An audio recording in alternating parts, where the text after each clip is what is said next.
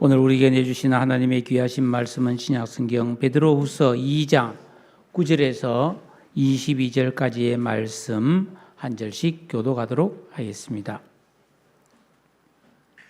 베드로후서 2장 9절부터입니다. 주께서 경건한 자는 시험에서 건지실 줄 아시고 불의한 자는 형벌 아래 두어 심판날까지 지키시며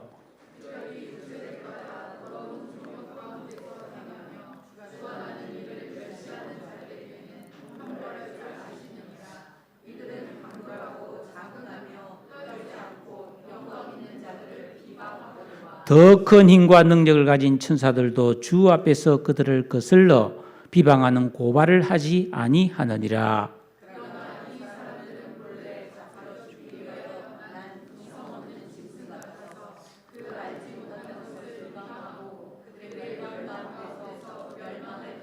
불의의 값으로 불의를 당하며 낮에 즐기고 노는 것을 기쁘게 여기는 자들이니 점과 흠이라. 너희와 함께 연회할 때에 그들의 속임수로 즐기고 놀며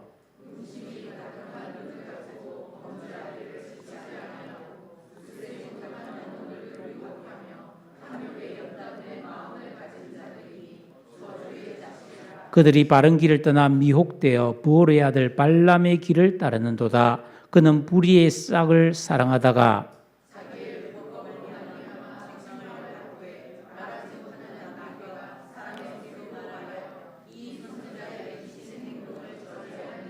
이 사람들은 물 없는 샘이요 광풍에 밀려가는 앙겐이 그들을 위하여 캄캄한 어둠이 예비되어 있나니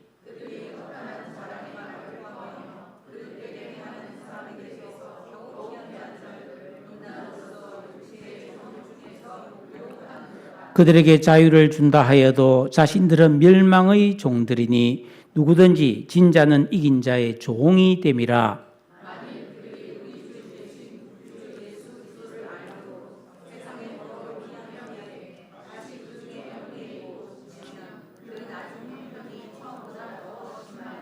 의의 도를 안 후에 받은 거룩한 명령을 저버리는 것보다 알지 못하는 것이 도리어 그들에게 나으니라.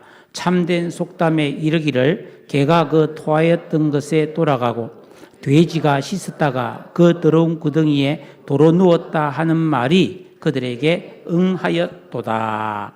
아멘. 나무와 꽃, 풀도 마찬가지입니다. 식물이 우리에게 주는 위로와 기쁨이 결코 적지 않습니다. 우리 집 앞에 산수유 나무가 2그루가 있습니다.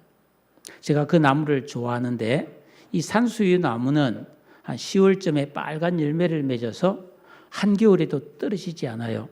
그래서 흰 눈이 내렸을 때 그 나무 가지의 흰 눈 사이로 빨간 열매가 보이는 그 예쁜 모습을 제가 많이 좋아하고 또 열매가 간혹 떨어지면 흰 눈 위에 빨간 열매가 떨어지는 게 얼마나 보기 좋은지 모릅니다.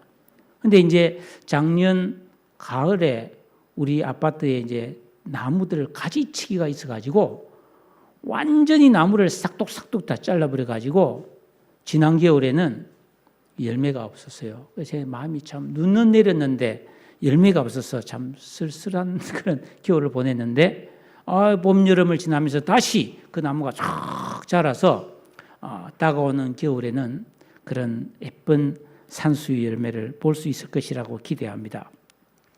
최근에 식물은 어떻게 느끼고 행동하는가라는 책을 발견했습니다.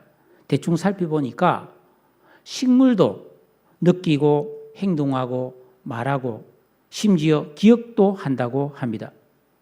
본인이 병에 걸리지 않기 위해서 스스로 건강관리도 하고 잎이나 줄기에 있는 숨구멍으로 세균이 침입하면 우리의 면역세포가 있는 것처럼 식물도 강력한 호르몬으로 그 세균을 죽인다는 겁니다.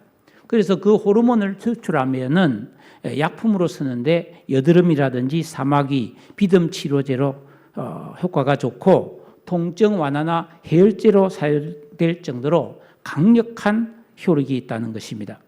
나무에 전염병이 돌면은 먼저 그 병을 앓던 나무들이 다른 나무들에게 조심하라고 경고를 보내는 향기를 낸다는 거예요. 예. 산불이 나면은 자기는 타 죽을지라도 종족 보존을 위해서 씨앗에다가 THM이라는 특수한 불연제 화학물을 착 입혀서 떨어뜨린다는 거예요. 그러면은 이게 불연제이기 때문에 산불 속에서도 그 씨가 안 죽는 거예요. 그래서 나중에 산불이 다 꺼지고 나서 뭐 얼마 후에 다시 풀이 자라고 어린 나무가 자라는 것은 바로 그런 나무의 종족 보존을 위한 노력 때문이라는 것입니다. 흔히 사람들은 식물은 말을 할 줄도 모르고 감정을 느끼거나 표현할 줄도 모른다고 생각하는데 그렇지 않습니다. 연구해 본 결과 식물 세포와 그 안에서 일어나는 현상은 동물의 세포 안에서 일어나는 일과 다르지 않고 때로는 그보다 훨씬 더 놀랍고 경이로운 현상이 일어난다고 합니다. 하나님께서 창조하신 이 모든 생명체, 피조물은 이토록 아름답고 신비한 능력을 가지고 살아가고 있습니다. 그런데 하나님의 모든 창조물 중에서 어떠미요 가장 귀하고 영광스럽게 창조된 사람은 죄를 짓고 타락함으로써 지혜와 능력을 상실하고 불행과 슬픔, 두려움과 불만족으로 많은 고난을 겪으며 살고 있습니다. 어떻게 해야 하나님께서 창조하신 본래의 영광과 존귀와 지혜를 회복할 수 있을까요? 성경 전체를 비추어서 답을 찾아보면 오직 하나님을 경외하고 경건한 삶을 사는 것이 그 답일 것입니다. 우리가 영화를 보거나 드라마나 이 소설을 읽다 보면은 어쩌면 인간이 저렇게 못됐고 악할 수 있을까 싶은 그런 악한 사람들이 많이 나오고 그 악인의 하수인 노릇을 하는 한심한 졸개들도 굉장히 많다는 것을 알 수 있습니다. 역사 속에서도 마찬가지죠. 그러면 왜 이 세상에서는 악인들이 사라지지 않을까요? 마귀의 역사입니다. 이 세상을 살아가는 모든 사람은 예외 없이 죄에 노출되어 있습니다. 언제나 시험과 교묘한 유혹의 공격이 있음을 잊어서는 안 됩니다. 사실 대부분의 사람들은 매일매일 내가 살아가는 그냥 단순히 반복되는 같은 이런 매 순간 시간이 얼마나 귀하고 소중한지를 잘 모른 채 살아가는 경우가 많습니다. 예수 믿고 구원받은 성도는 이 죄 많은 세상 속에서 경건이라고 하는 최선의 삶을 살아야 합니다. 인간이 아무리 젊고 잘 살아도 분명한 삶의 원칙과 목적이 없이 살다 보면 시험과 유혹에 넘어가서 파멸의 길을 가게 됩니다. 그러면 어떻게 되는가? 우리는 오늘 이 말씀을 통해서 이 세상에는 악역들이 많이 존재하고 그 대표적으로 이단과 악령의 역사 그리고 뭡니까? 거짓 교사, 거짓 선지자들입니다. 이런 악역들이 많이 존재하고 그 악역들은 끊임없이 많은 사람을 유혹하고 돌아다닌다는 겁니다. 그러니까 그 악인과 유혹에 넘어진 사람이 어떤 모습으로 살게 되며 결말이 어떠한가를 오늘 말씀이 우리에게 잘 보여주고 있어요. 자, 9절에 보시면은 주께서 경건한 자는 시험에서 건지실 줄 아시고 불의한 자는 형벌 아래 두어 심판날까지 지키신다고 합니다. 여기서 경건한 자란 하나님을 바르게 믿고 말씀을 정확하게 알고 하나님 뜻에 적중된 순종을 하는 그리스도입니다. 즉 양궁 선수가 활살을 쏘아서 관역에 정확하게 탁탁 명중하듯이 우리는 하나님의 뜻에 정확하게 맞는 삶을 산다는 이런 뜻이죠. 하나님은 누가 그렇게 사는지 누가 그렇게 안 사는지를 정확하게 아신다는 거예요. 이거 아신다고 돼 있잖아요. 누가 벌 받아야 될 삶을 사는지 정확하게 아신다는 것입니다. 그래서 경건한 삶을 사는 사람은 어떤 시험과 유혹이 와도 그를 건져주신다는 거예요. 여기서 말하는 시험은 믿음을 배반하고 올바른 순종에서 바른 길에서 벗어나려는 유혹을 말하는 것입니다. 예수 믿고 구원받은 그리스도인들도 끊임없는 이런 유혹에 노출되어 살아갑니다. 사탄과 귀신들은 온갖 수단과 방법을 동원하여 성도들을 유혹하며 시험하는데 하나님은 경건하게 사는 사람은 딱 지켜주신다는 거예요. 인간은 본질적으로 유혹에 연약하기 때문에 그 사탄과 귀신의 유혹을 사람의 힘으로 이겨내는 기는 어렵다는 겁니다. 하나님의 도우심이 있어야 가능하다는 사실이죠. 그러므로 성도는 예수 믿고 구원을 받은 다음에 예수님을 내 인생의 진정한 왕으로 모시고 예수님이 하라 하신 걸 하고 하지 마라 하는 것을 안 하는 계명을 지키고 기도하는 진정한 영적 생활에 숙달되어야 합니다. 그래야 하나님의 보호하심과 인도하심을 경험할 수 있습니다.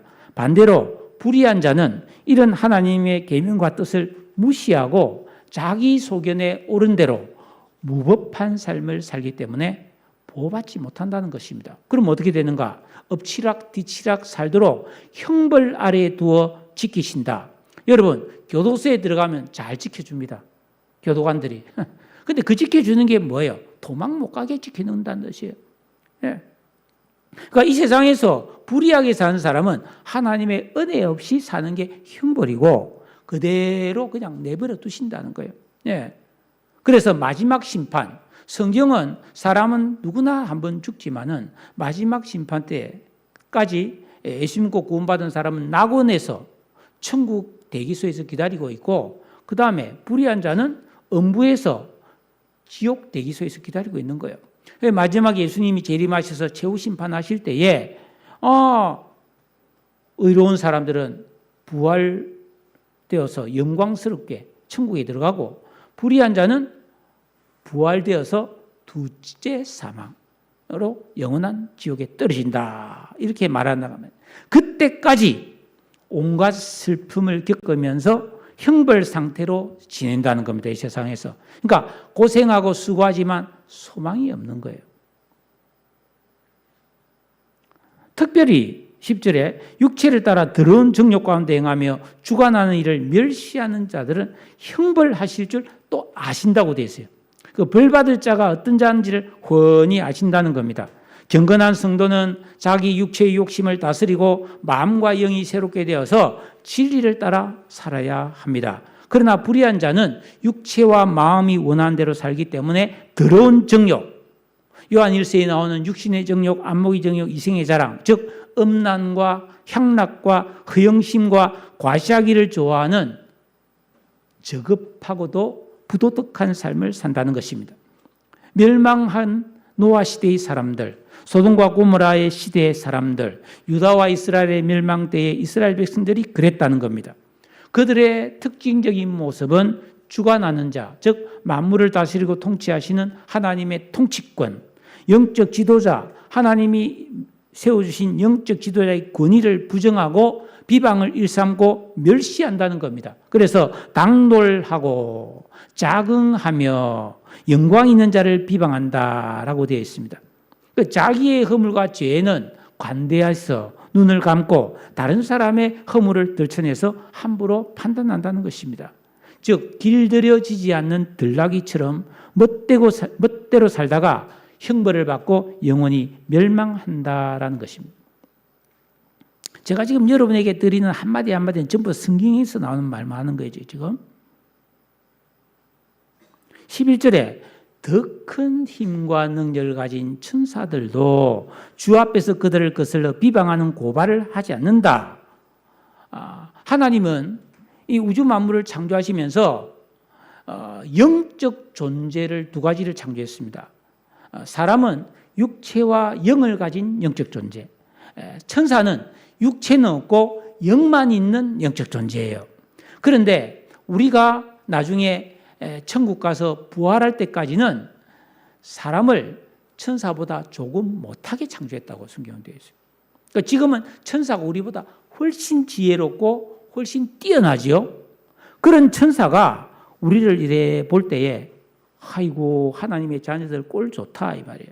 목사나 교사나 선교사나 교회 중직자들이나 이런 사람들 볼 때 너무 부족해 보이고 허물이 얼마나 많겠습니까? 천사가 볼 때.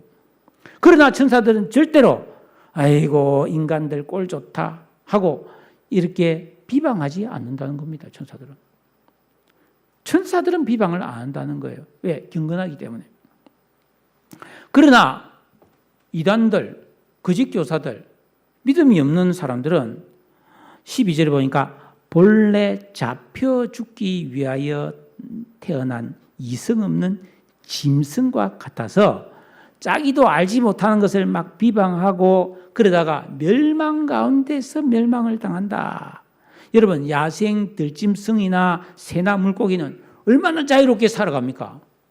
학교도 안 가고 일도 안 하고 그냥 뭐 사는 것 같아요. 새가 홀 날아가면 야, 뭐 가요에 보면은 새 이야기가 많아요.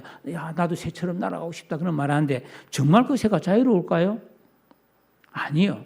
자유롭게 사는 것 같아도 덫과 그물에 걸려서 죽거나 먹이 사슬에 의해서 허망하게 잡혀서 죽는 거예요. 예. 불의한 자, 특히 이단과 거짓교사는 본능만 있고 사리를 분별하지 못하는 짐승과 같아서 전혀 알지도 못하는 진리를 비방하다가 멸망 가운데 살다가 멸망해 버린다라는 것입니다. 즉 거룩하신 하나님을 알고 믿음으로 경건한 삶을 살지 않는 것은 끝이 비참한 짐승과 다를 바가 없다 이런 뜻입니다. 또 이들의 생활 모습은 13절처럼 불의의 값으로 불의를 당하며 낮에 즐기고 노는 것을 기쁘게 여기는 자들이니 점과 흠이라. 여러분 사기꾼, 거짓교사, 이단들은 부자예요. 도둑놈들 부자예요. 예. 불의한 방법으로 수단과 방법을 안 가리고 빼앗고 훔치고 그래서 많은 돈으로 낮에도 향락을 즐기며 노는 것을 좋아한다 이 말이에요. 그러나 결국은 그러한 불의한 행실 때문에 형벌을 받게 되는데 이게 바로 점과 흠, 명백한 오염이고 죄라는 것입니다.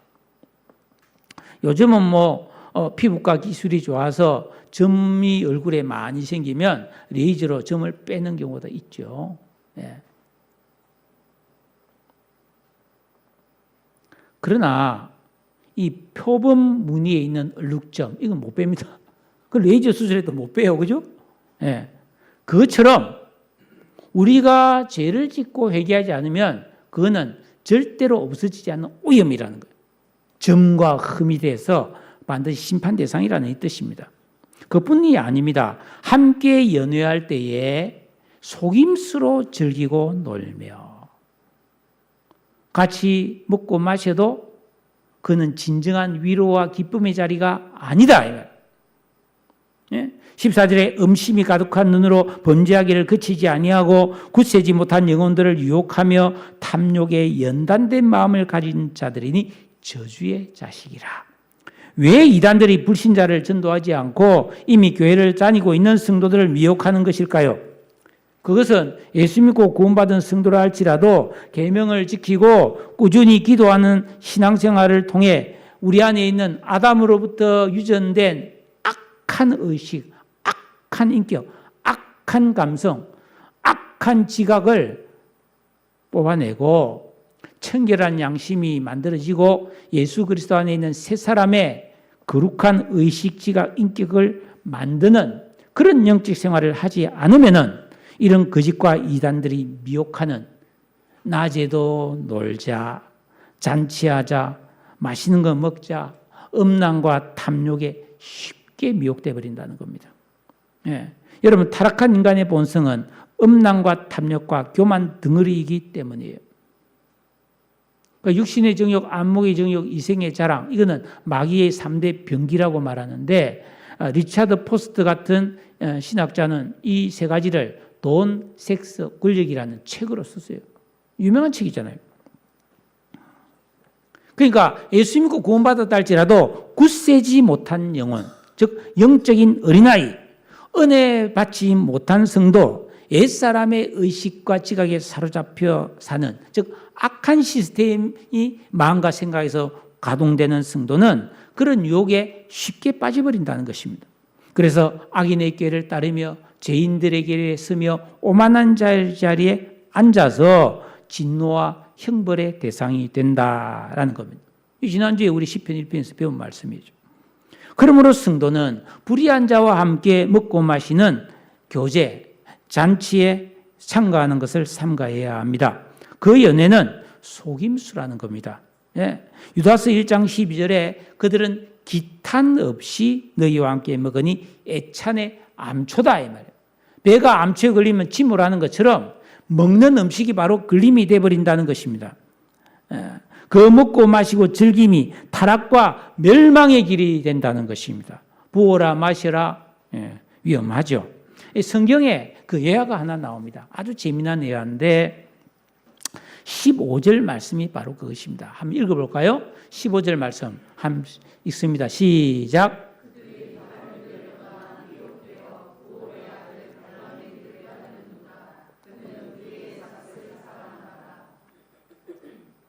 이 발람에 대한 이야기는 구약성경 민수기 22장에서 24장 사이에 나와요. 이 발람은 그 이스라엘 백성들이 출애굽에서 광야를 지나서 이제 거의 가나안 땅에 들어가기 직전에 그 지역에서 가장 유명한 점장이었습니다. 용한 점장이었어요. 그래서 그 이스라엘 백성들이 올라오는 것을 두려워한 모압 왕 발락이라는 사람이 이 점쟁이 발람에게 많은 복채를 주고 또 높은 벼슬아치를 보내서 초대해서 저주의 구판을 벌립니다. 와서 구슬에서 저 이스라엘 백성들을 저주해달라고. 뭐 드라마 보면 뭐 장희빈 뭐 이런 사람들이 뭐 그죠? 자기가 왕비 되려고 막 저주하는 막 그런 걸 하고 막 그러지 않습니까? 그 발람이 내가 숨기는 신에게 물어봐야 되겠다 하고 갈까요? 이러니까 하나님이 막 나타나서 너 가지 마. 가지 마. 그래서 우리가 무서워서 안 가겠습니다. 그랬어요. 이 점쟁이들은 귀신을 뀌는데 무서워하잖아요. 그래서 돌려보냈는데 모압 왕이 괘씸하니 내가 불러도 안 오네. 좋다 네가 오느냐 안 오느냐 내가 한번 보자 해서 엄청난 재물과 아주 높은 신하를 보냅니다. 당신이 와서 이거 해주면은 내가 더 돈도 많이 주고 높은 자리를 주겠다고. 그 발람이 너무 가고 싶은 거예요. 하나님 가지 마라 했는데 내가 한 번 더 물어봐야지 하고 하나님 갈까요 말까요? 그러니까 하나님이 너 가고 싶으면 가. 네 알아서 해. 그래서 그러니까 감사합니다 하면서 갑니다. 가면 안 되는 건데 가는 거예요. 가는데 가는 좁은 길목에 천사가 칼을 들고 발람의 목을 치려고 딱 지키고 있는데 발람이 타고 가는 나귀가 그 천사를 본 거예요. 이 발람은 안 보여. 나귀가 그걸 보고 하면서 나귀가 안 갑니다. 이놈 나귀가 갑자기 왜 이러냐면 채찍으로 막 나귀를 때려요. 나귀가 막 계속 안 갑니다. 이놈의 나귀를 죽여버려야 되겠다 생각해가지고 막 너무 화를 나서 막 몽둥이로 막 나귀를 두드려 팼어요. 나귀가 막 그래도 안 가려고 막 물러나다가 벽에 나귀 몸과 발람의 다리가 끼어서 다리가 찰과상을 입었겠지. 그러니까 막 화가 나서 막 나귀를 또 더 때려버렸어요. 그때 하나님이 나귀에게 말하는 능력을 탁 줍니다. 나귀가 와 때리요! 그러는 거예요. 왜 때립니까? 그러니까 네가 왜 안 가고 지금 이렇게 내 다리를 다쳤잖아. 그러니까 나귀가 뭐라 했습니까? 내가 지금까지 당신이 몇 년 동안 나를 타고 다니는데 제가 이런 적이 있었어요. 그러니까 없었지. 그러니까 근데 내가 왜 이렇게 하는지 몰라요. 그러니까 모른다 할 때 하나님이 발람의 눈을 딱 열어주니까 앞에 천사가 칼을 들고 탁 있는 게 보니까 아이고 이러면서 이제 엎드립니다. 그러면서 너 왜 내 가지 말았는데 가는 거야. 잘못했으면 안 가겠습니까? 아니야. 가. 가서 내가 시키는 말만 해. 그래서 발람이 갑니다. 가니까 모압 왕이 잔치를 베풀어서 맛있는 음식을 주고 보석을 주고 돈을 주고 합니다. 근데 발람은 뭐예요? 하나님 때문에 저주를 못하는 거예요. 오히려 축복을 막 하는 거예요, 이스라엘 백성들을. 그러니까 이 발락 왕이 화가 나서 한 번도 아니고 두 번도 아니고 세 번도 아니고 계속 그러니까 당신 그냥 돌아가라 하니까 그때 발람이 너무 미안해서 왕한테, 왜냐하면 잔치상도 많이 받았고 돈도 많이 받았으니까 그냥 갔으면 됐을 텐데 이스라엘 백성들을 멸망시킬 비책을 하나 가르쳐 줍니다. 그게 뭐냐면은 민수기 25장 1절에 이스라엘이 시딤에 머물러 있더니 그 백성이 모압자들과 음행하기를 시작하니라. 발람이 그 왕에게 속닥속닥을 한마디 해줍니다. 저 이스라엘 백성들은 저주에서 될 일이 아니고 죄를 짓게 해야 됩니다. 저 사람들은 지금 40년 동안 광야에서 만나만 먹어가지고 고기 맛을 모릅니다. 그러니까 맛있는 소고기 1등급을 가져다가 저 사람들이 가는 길에다가 불을 피워서 소고기를 구우세요. 그럼 사람들이 냄새 맡고 환장을 할 겁니다. 그러면 와서 고기를 값없이 먹이고 그리고 술도 먹이고 예쁜 여자들 데다가 춤도 추고 그렇게 해서 저 사람들을 유혹해서 죄를 짓게 만드세요. 작전대로 됩니다. 예? 모세는 이 사실을 민수기 31장 16절에 이들이 발람의 꾀를 따라 이스라엘 자손을 보홀의 사건에서 여호와 앞에 범죄하게 하여 여호와의 회중 가운데서 연병이 일어나게 하였느니라. 즉 발람이 알려준 잔치와 음란 작전에 이스라엘이 그대로 미혹되어서 술 먹고 음란하고 심지어는 바알 신에게 제사까지 합니다. 그래서 전염병이 돌아서 하루에 2만 4천 명이 죽었어요. 가나안 코앞에서 40년 동안 광야에서 헤매서 겨우 가나안 입구까지 왔는데 그 앞에서 2만 4천 명이 죽어요. 그리고 발람은 뭐예요? 괘씸하잖아요. 하나님 보실 때. 그래서 여호수아 전쟁할 때 민수기 31장 8절에 칼에 맞아 죽어요. 이처럼 성경의 증거를 통해 우리 성도들은 경건한 삶을 살면서 경각심을 가지고 불의에 미혹받지 않도록 각별히 깨어 있어야 한다 이 말입니다.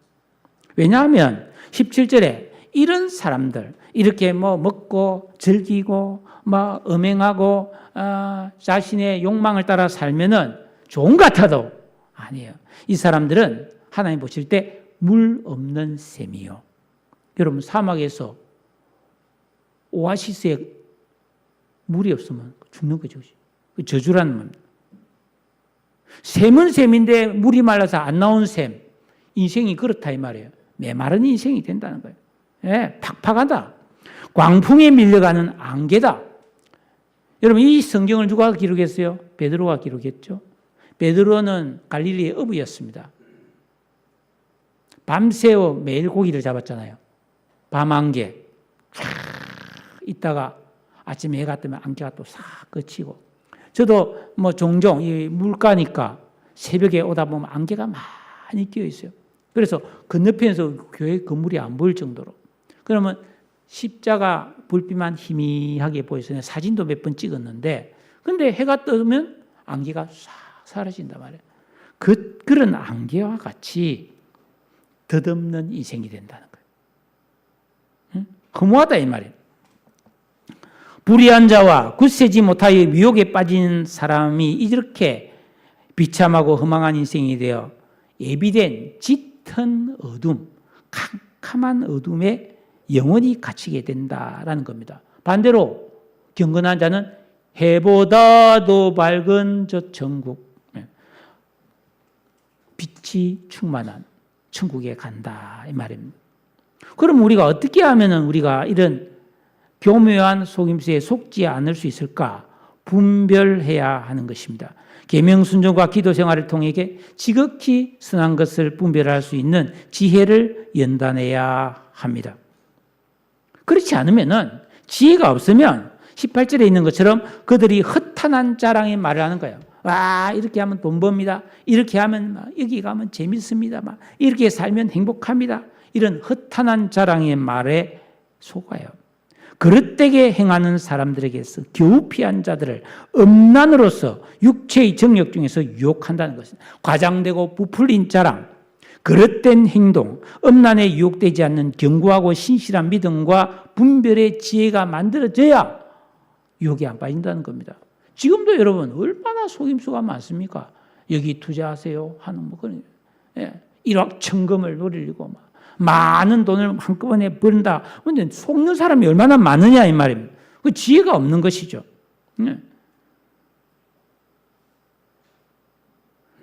파리가 만지게 보면 끈끈이 같은 거 붙여놓으면 파리가 탁탁 붙잖아요. 그거 왜 붙습니까? 미혹받아서 붙은 거예요.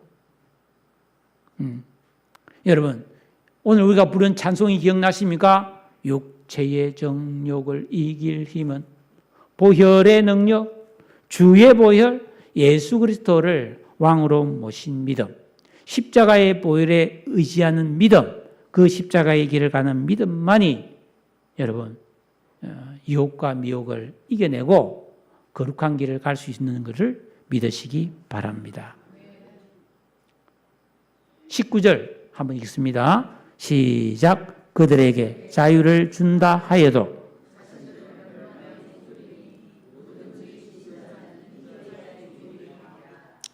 이단과 거짓 교사들은 예수 믿고 구원받으면 자유롭게 살아야 된다고 거짓을 많이 가르쳐요.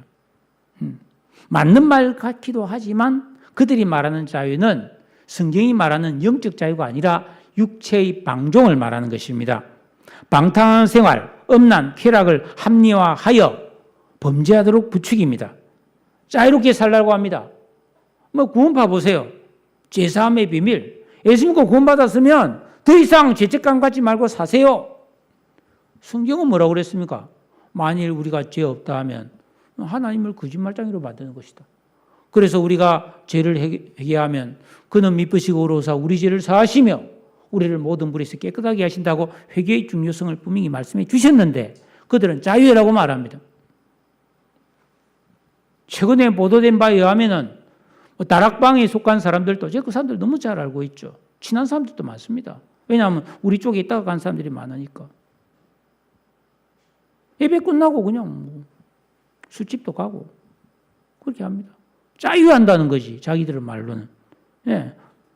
그러나 그들은 이미 죄를 짓고 마귀의 종이 되었으므로 그들의 유혹에 미혹되면 자유는 그냥 죄의 종이 되고 만다는 것입니다. 여러분 사기꾼이 절대로 사람을 부자 만들어주지 못하지요. 가끔 제게도 문자가 옵니다. 로또 복권의 번호를 맞춰주겠다고. 자기가 하지 나한테까지 알려준다고. 나 부탁도 안 했는데. 안 그래? 그걸 진짜 안다면은 매주 1등 걸리면은 그 사람은 우리나라 세계에서 제일 부자가 될 거예요.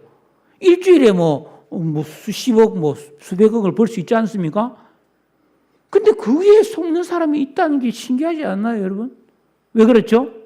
욕심에 이끌린 거죠. 지혜가 없는 겁니다. 예? 그러니까 우리 예수 믿고 구원받은 성도는 경각심을 가져야 되는데 여러분 20절에 보면 만일 그들이 우리 주 대신 구주 예수 그리스도를 알므로 세상에 들어옴에 피한 후에 다시 그 중에 얽매이고 지면 그 나중의 형편이 처음보다 심하리니. 여러분 불신자가 죄를 짓고 타락하는 것보다 예수 믿고 진리를 알고 신령한 복과 은혜를 맛본 후에 타락해서 죄인들과 얽히고 유혹에 넘어가면 훨씬 더 안 좋은 상태가 된다는 것입니다. 사랑하다가 싸워서 헤어지면 사랑하기 전보다 훨씬 안 좋은 관계가 되는 거하고 똑같아요. 21절에도 그렇습니다. 의의 도를 난 후에 받은 거룩한 명령을 저버리는 것보다 알지 못하는 것이 도리어 그들에게 나으니라. 즉 복음을 듣고 예수 믿고 구원받은 후에 우리 성도는 진정한 신앙의 방향과 목표를 알고 살아야 되는 거죠.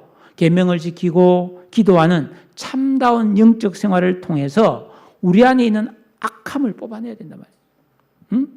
그래서 새 사람의 거룩한 의식을 만들어서 깨어있는 영적 정상에 서야 되는데 이게 하나님의 거룩하신 명령인데 이걸 저버리면 안 된다는 겁니다.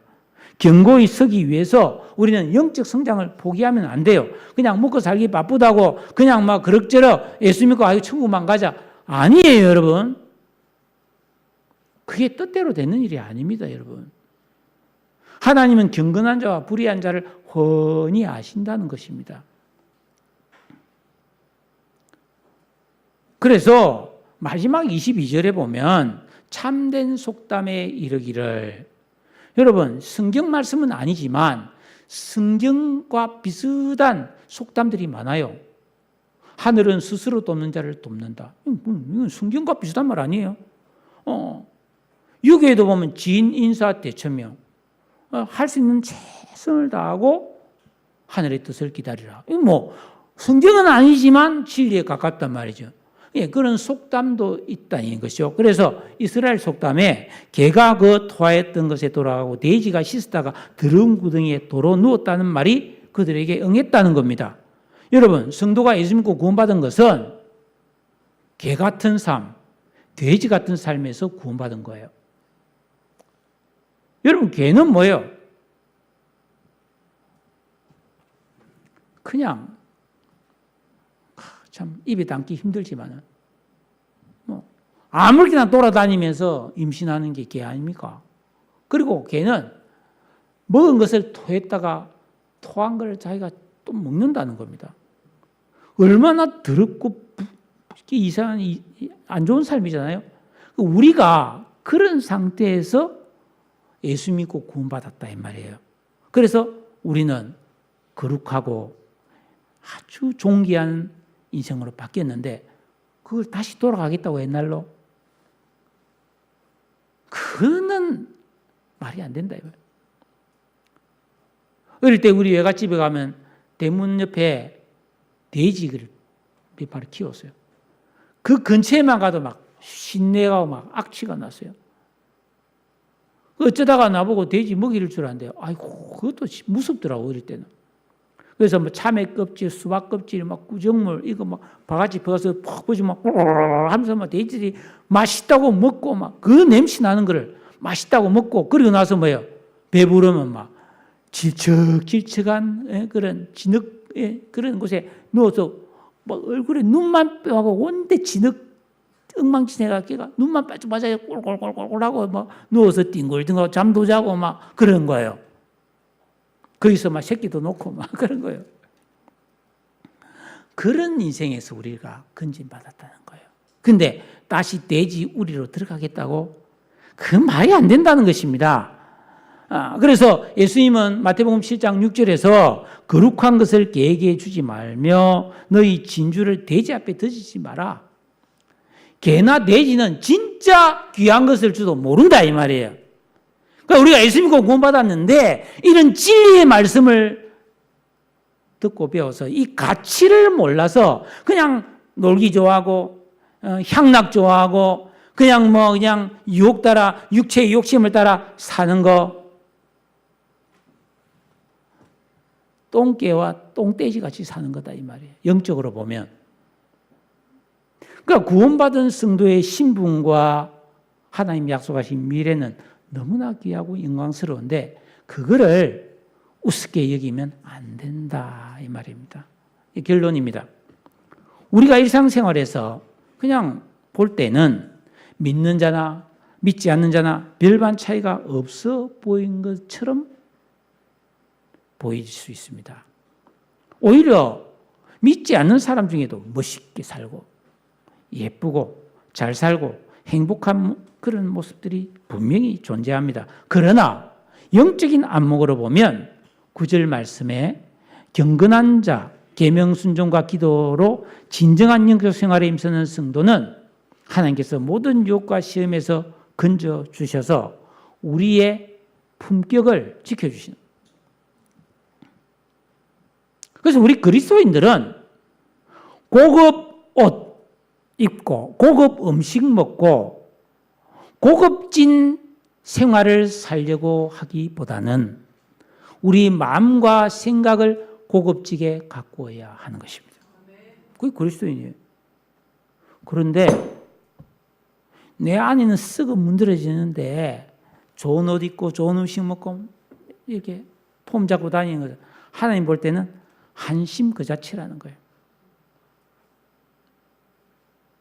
불의한 자는 심판날까지 하나님께서 형벌날에 두셨다가 멸망 가운데서 멸망을 당하게 하신다고 했습니다. 인생은 끝까지, 언제까지 하나님이 심판할 때까지 가봐야 결판 나는 것입니다. 성도가 경건하게 사는 것은 재미가 없거나 불편하거나 손해보는 삶이 아닙니다. 경건한 신앙생활은 유혹과 시험을 이겨내고 불의의 길과 불의의 싹을 사랑하지 않고 참된 자유와 평안, 영원한 복과 영광을 누리는 진정한 행복의 길임을 믿으시기 바랍니다. 죄에 져서 죄의 종으로 살지 말고 영원히 승리하신 예수 그리스도의 길을 따라 승리자의 길을 가는 우리 모든 성도 되시기를 주님의 이름으로 축복합니다.